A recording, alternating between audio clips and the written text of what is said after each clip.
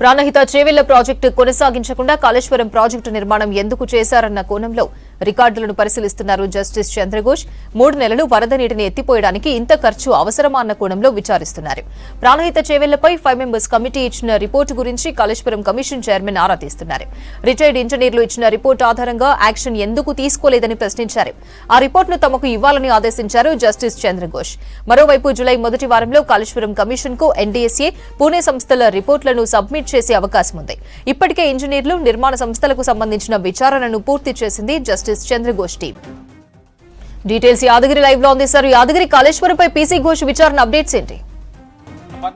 కాళేశ్వరానికి సంబంధించింది ఏదైతే జ్యుడిషియల్ విచారణ కొనసాగుతుందో అది చాలా వేగవంతంగా కొనసాగుతుందని చెప్పొచ్చు. వరుసగా 4-5 రోజుల నుంచి అధికారులను, ఇప్పుడున్నటువంటి అధికారులను, రిటైర్డ్ ఇంజనీర్లను, తర్వాత ఆ నిర్మాణం చేపట్టినటువంటి ఆ సంస్థలకు సంబంధించినటువంటి ప్రతినిధులతో వరుసగా ఈ 5 రోజుల నుంచి కూడా వరుసగా విచారణ చేశారు. అందులో భాగంగా ఈ విచారణలో భాగంగా వాళ్ళు చెప్పిన వాటిని మొత్తం కమిషన్ సంబంధించినటువంటి చైర్మన్ నోట్ చేసుకుని ఆ తర్వాత అసలు ఎక్కడెక్కడ లోపాలు జరిగినాయి, ఏంటి, ఎందుకు ఇంత లోపాలు చేయాల్సిన అవసరం వచ్చింది. సో గతంలో కొన్ని రిపోర్ట్స్ కూడా దాని మీద అభ్యంతరం వ్యక్తం చేసినా ఎందుకు మొండిపట్టుగా చేయాల్సి వచ్చింది అనే కోణంలో విచారణ కొనసాగుతుంది. ఇక ఇవాళ కూడా దీనికి సంబంధించి మళ్ళీ విచారణ చేశారు. అయితే ఇందులో ప్రధానంగా గతంలో ఏదైతే ప్రాణహిత చేవలకు సంబంధించి ఉందో రిపోర్ట్స్ ఉన్నాయో ఆ రిపోర్ట్ కు సంబంధించి అవి తెప్పించుకొని ఇవాళ దానికి సంబంధించినటువంటి గతంలో ఈ కమిటీలో ఎవరైతే ఉన్నారో వాళ్ళను పిలిపించి విచారణ చేశారు. ఎందుకు గతంలో మీరు దీన్ని అభ్యంతరం చెప్పాల్సి వచ్చింది, దానికి సంబంధించినటువంటి రీజన్స్ ఏంటి అనే దానిపైన పూర్తి స్థాయిలో వాళ్ళని విచారించారు. ఆ తర్వాత వాళ్ళు తయారు చేసినటువంటి రిపోర్ట్ ను కూడా ఇవాళ కమిషన్ కు సబ్మిట్ చేశారు. సో దీంతో ఇది ఇట్లా ఉంటే ఈ టెక్నికల్ అంశాల విషయంలో కూడా ఇప్పటి వరకు అసలు ఎక్కడ ఈ లోపాలు జరుగుతూ ఉన్నాయి, ఎందుకు ఇంత ఇట్లాంటి సిచ్యువేషన్ వచ్చింది అనే దానిపైన కూడా ఆ కోణంలో కూడా కమిషన్ విచారణ కొనసాగిస్తుంది. అయితే ఏదైతే ఇప్పటి వరకు ఈ 3 బ్యారేజీలకు సంబంధించి మేడిగడ్డ, అన్నారం, సుందిల్లా ఈ 3 బ్యారేజీలకు సంబంధించి కూడా ఇప్పటికే ఎన్డీఎస్సీ ఒక మధ్యంతర నివేదిక ఇచ్చింది.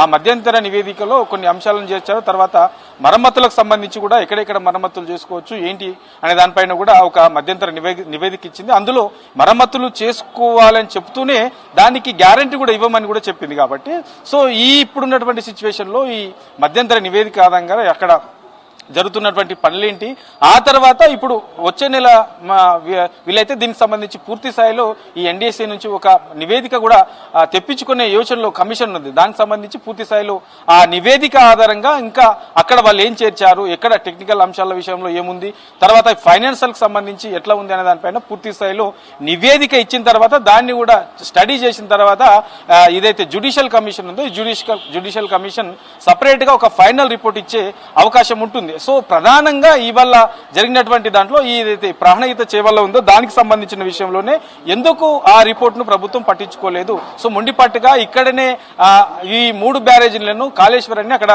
నిర్మించాల్సిన సిచ్యువేషన్ వచ్చింది అనే దానిపైనే ఇవాళ ఆరాధించారు. అక్కడ ఉన్నటువంటి వాళ్ళ అధికారులను కూడా దీనిపైన ఈ అంశం పైనే విచారణ చేశారు. అయితే ఇందులో ఇంకో అంశాన్ని కూడా ఇందులో వాళ్ళు ఇవాళ ఏదైతే విచారణ కొనసాగిందో విచారణలో ఇంకో అంశాన్ని కూడా చేర్చారు. ఈ పంపును రివర్స్ గా పంప్ అనేది ఎందుకు పెట్టాల్సి వచ్చింది?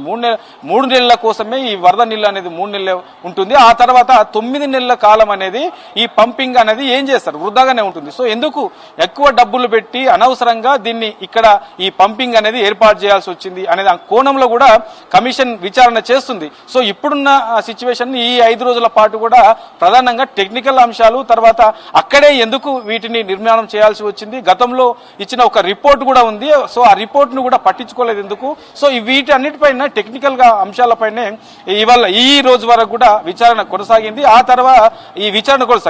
తర్వాత నెక్స్ట్ పూర్తి స్థాయిలో ఈ టెక్నికల్ అంశాలకు సంబంధించి ఒక స్పష్టత వచ్చిన తర్వాత ఫైనాన్షియల్ కి సంబంధించిన దాని మీద కూడా విచారణ చేసే అవకాశం అయితే ఉంటుంది. సో ఇప్పటి వరకు అధికారులు, తర్వాత రిటైర్డ్ ఇంజనీర్లు, తర్వాత నిర్మాణం చేపట్టినటువంటి ఆ సంస్థలకు సంబంధించినటువంటి ప్రతినిధులు, తర్వాత ఈ ప్రాణహిత చేవెళ్లకు సంబంధించి గతంలో ఇచ్చినటువంటి రిపోర్ట్ కు సంబంధించిన అధికారులు, ఇట్లా ఓవరాల్ గా ఈ రోజు వరకు అయితే ఈ అధికారులకు సంబంధించిన దాని మీదనే విచారణ కొనసాగింది. ఇక ఎవరైనా ఈ 3 బ్యారేజీలకు సంబంధించి ఇంకెవరైనా రిపోర్ట్ ఇవ్వదలుచుకుంటే ఎవరికి వాళ్ళు డైరెక్ట్ వచ్చి కమిషన్ కూడా ఇవ్వచ్చు అని చెప్పేసి కమిషన్ ఇప్పటికీ ప్రకటించింది. కాబట్టి ఎవరైనా అట్లా ఇంట్రెస్ట్ ఉన్న వాళ్ళు అఫిడవిట్ రూపంలో కమిషన్ కూడా ఈ 3 బ్యారేజీలకు సంబంధించి ప్రభుత్వం ఏం చేసింది, అసలు దానికి సంబంధించినటువంటి నిర్మాణ ఖర్చులు ఎంత అయినాయి, ఎందుకు అయినాయి, ఇట్లా పూర్తి స్థాయిలో వాళ్ళ ఒపీనియన్స్ లో ఒక అఫిడవిట్ తయారు చేసి ప్రభుత్వ కమిషన్ కు ఇవ్వచ్చు అని కూడా కమిషన్ చెప్పింది. సో ఓవరాల్ గా ఇప్పటి వరకు ఈ 5 రోజుల పాటు ఈ టెక్నికల్ అంశాలపైనే ఎక్కువగా దృష్టి పెట్టినట్టు తెలుస్తుంది. దానిపైనే కమిషన్ కూడా విచారణ చేసింది. ఆ తర్వాత ఓపెన్ హౌస్ పెట్టి ఓపెన్ డిబేట్ లో దీనికి సంబంధించి ఎవరెవరు ఈ అఫిడవిట్లు ఇచ్చారు, ఆ అఫిడవిట్ లో ఏం చేర్చారు, దాని మీద కూడా చర్చించే అవకాశం ఉంటుంది. ఆ తర్వాత ఈ ఫైనాన్షియల్ కి సంబంధించిన దాని మీద విచారణ చేసే అవకాశం ఉంటుంది. Aparna, thank you Yadagiri.